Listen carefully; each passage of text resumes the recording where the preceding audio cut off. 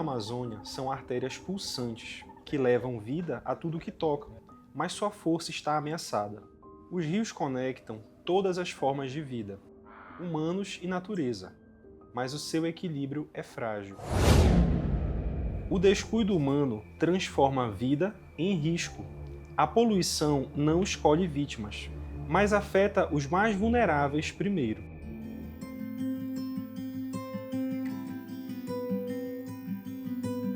E quais são as doenças mais comuns entre a população ribeirinha? Certo. Quando a gente vai pensar em doença, a gente tem que sempre pensar nos determinantes sociais do adoecimento, né? Que é o processo de saúde e doença. Então, nessas populações ribeirinhas, como eles têm uma cultura de trabalho muito da pesca, do roçado, da agricultura, do agroextrativismo, então eles acabam fazendo muito esforço diário na roça, na lida diária ali da pesca. Então, primeiramente, doenças musculares. Isso daí vai ser bem comum, dores lombares, dores de articulações, dores na junta, como eles falam, né? As rasgaduras dos músculos que eles chamam. Então, isso vai ser algo bem comum, a gente pegar um paciente com mais de 30 anos com uma queixa de dor lombar. Então, isso vai ser o dia a dia, basicamente. Além disso, também pelas questões ambientais, pela a dificuldade de chegar a um saneamento, de levar uma água tratada das fossas, do despejo do lixo irregular. Então, a gente também vai ter outros tipos de doenças, como, por exemplo, as síndromes diarreicas, né, e as parasitoses intestinais, por causa da água.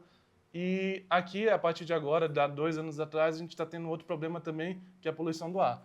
Então, a fumaça ela é algo que todo final do ano está chegando nessas populações que são vulneráveis. Então, aí também tem as síndromes respiratórias, que está sendo bem comum nesse período. E com as mudanças climáticas sazonais desses períodos também, muitas síndromes respiratórias também, gripe, resfriados, entre outros.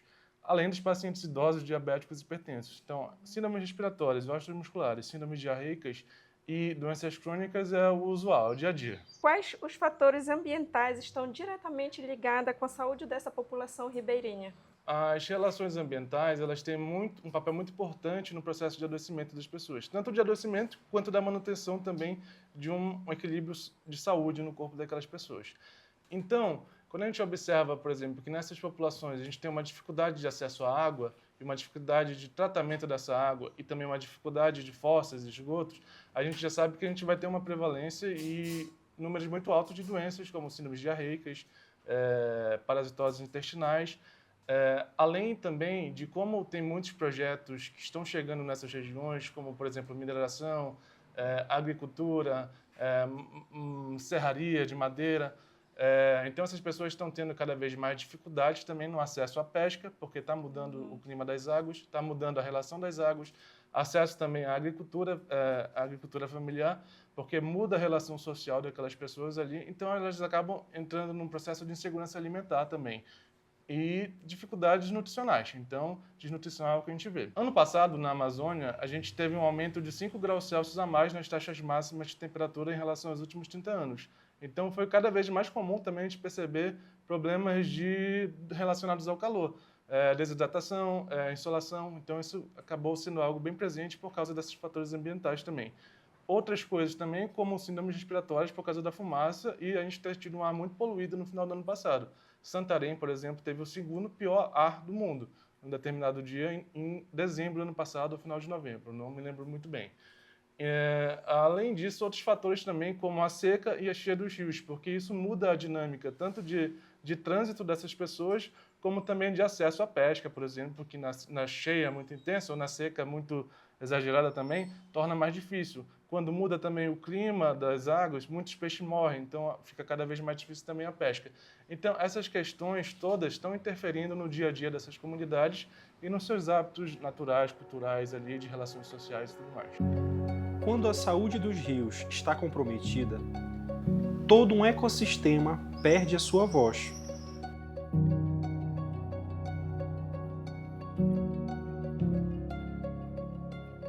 Quais os impactos da contaminação das águas dos rios da Amazônia, né? Com a mineração, com o mercúrio, e o que ele traz para a saúde da população ribeirinha? Um exemplo muito claro, por exemplo, é a contaminação por mercúrio. Quando a gente fala contaminação por mercúrio, a gente tem duas vertentes, duas linhas assim, diretas de contaminação. Uma está diretamente relacionada ao processo de garimpagem, quase sempre pelo ouro, né? É utilizado esse metal pesado para separação, e outra vem de uma linha que está relacionada às atividades antrópicas influenciando nesse ciclo, então, desse metal pesado.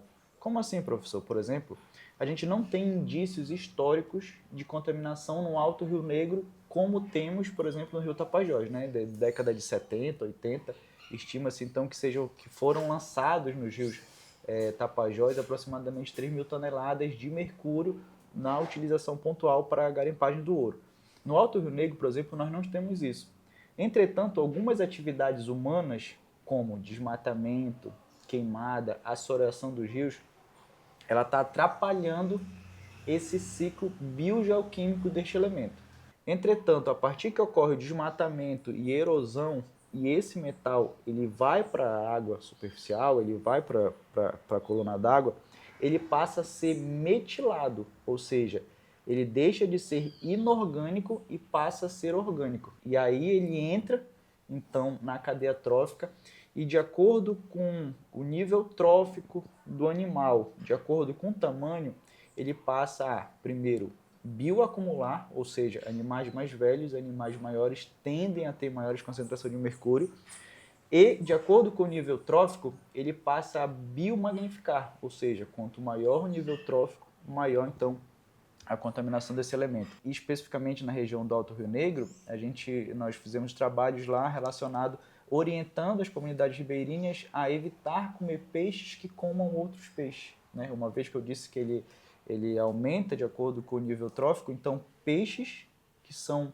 topo de cadeia, né, como predadores de outros peixes, a tendência então ele bioacumular mais. Que do ponto de vista regional, a gente tem muitas regiões da Amazônia que sofrem impacto de degradação muito diferenciado.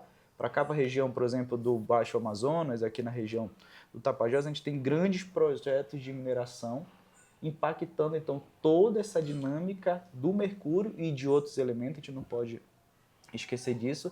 E com isso, então, esse processo que está ali inerte na região do solo, ele passa a fazer parte dessa dinâmica aquática e pode chegar muito fácil aos seres humanos, né? Vimos que as ações humanas elas causam profundos impactos no meio ambiente. Claro. Nesse contexto, quais são os impactos da poluição nos serviços ecossistêmicos dos rios? Hoje a gente está preocupado mais com relação à qualidade. Então, qual que é a qualidade que essa água que está sendo abastecida, por exemplo, as grandes comunidades ribeirinhas da Amazônia, né? A gente não pode esquecer, porque do ponto de vista humano, sanitário, a água é muito mais do que só para dessedentação, né? A gente está relacionado, então, a lazer, a higiene pessoal. Do ponto de vista científico, a gente relaciona, então, a qualidade da água com índices, né? Que a gente fala de índice da qualidade da água. Então, tem toda uma normativa do Conselho Nacional de Meio Ambiente relacionando, então, a esses índices de qualidade. E quando a gente fala de índice, a gente está falando de um sistema de gradação, né? Sim. Que está relacionado à qualidade quando ela é boa para consumo, quando ela é para lazer, quando ela é, por exemplo, voltada para a agricultura e quando está relacionado à higiene pessoal focada, então, nos seres humanos, né? Então, desse ponto de vista, qual que é a nossa principal interferência na qualidade ambiental? Por exemplo, quando a gente tem um evento de seca muito forte na Amazônia, a concentração de sedimentos ela tende a ser muito elevada. Então, isso está diretamente relacionado à disponibilidade da qualidade para consumo humano, né? Relacionado, por exemplo, para as várzeas. E quando você vai, por exemplo, para rios de água clara, como o Rio Tapajós, o Rio de Água Preta, como o Rio Negro, a gente está mais preocupado, então, relacionado ao processo de desmatamento e como todo esse processo de desmatamento, de erosão, de queimada, ele está influenciando, então, a disponibilidade desse recurso, né, para os ribeirinhos. E aí a gente não pode esquecer que, do ponto de vista histórico, as cidades, os grandes centros urbanos, eles foram construídos, eles foram se fixando às margens dos rios, né, que era justamente para prevalecer o comércio, o escoamento dos produtos relacionados à matéria-prima da Amazônia.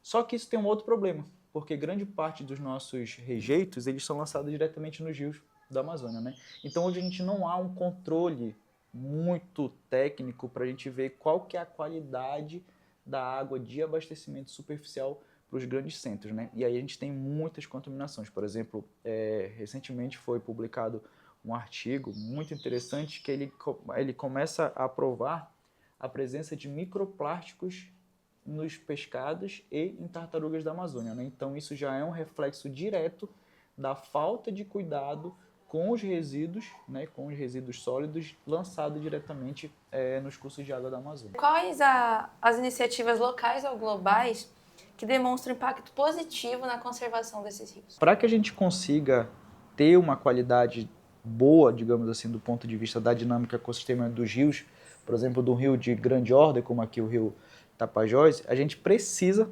sobretudo, que as nascentes dos rios estejam preservadas, né? A grande maioria dos rios da Amazônia ele está precário em relação à preservação das nascentes, né? Por exemplo, hoje a gente tem muitos projetos dentro do Sistema Nacional, por exemplo, de abastecimento de energia elétrica, que diz respeito à construção de novas hidrelétricas nas nascentes dos rios, né? Então isso é um grande problema, por exemplo, quando a gente fala em relação à conservação hídrica, né, da Amazônia. Então, por exemplo, só na região do Tapajós, hoje tem mais de 17 processos em andamento, né, projetos relacionados. E quando a gente fala assim em Amazônia, no contexto global, né, hoje nós temos 267 usinas hidrelétricas em construção. Então, você pegar um sistema hídrico, né, linear, longitudinal, assim que a gente fala, então o rio ele nasce numa planície, né, por isso não à toa o nome é planície, é uma bacia hidrográfica, porque parece mesmo uma bacia.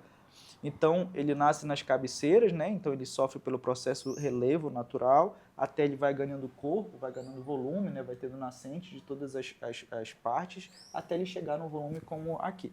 E quando você pega e constrói represas para a construção hidrelétrica, então toda essa dinâmica ela é interrompida, tanto do ponto de vista da qualidade, quanto do ponto de vista dessa dinâmica mesmo ecossistêmica, né? E aí, o rio só vai chegar preservado aqui nessa região de médio curso ou do alto curso quando essas bacias, quando essas microbacias, elas são preservadas. Então, infelizmente, a gente não tem hoje atividades pontuais voltadas para a preservação dessas nascentes. Claro, existem leis específicas, né, como o Código Florestal, a própria a lei de APP, né, Área de Preservação Permanente, ela diz respeito sobre a preservação dessas nascentes, né? Então, hoje a gente tem muitos projetos voltados para reflorestamento dessas áreas de bacias que a gente busca, então, a preservar justamente as áreas de nascentes para que a gente consiga reabastecer, né, esse curso d'água no médio e no alto curso para que a gente consiga preservar o ecossistema hídrico como um todo, né? A mudança começa em pequenos gestos. Um rio pode renascer quando nos unimos por ele.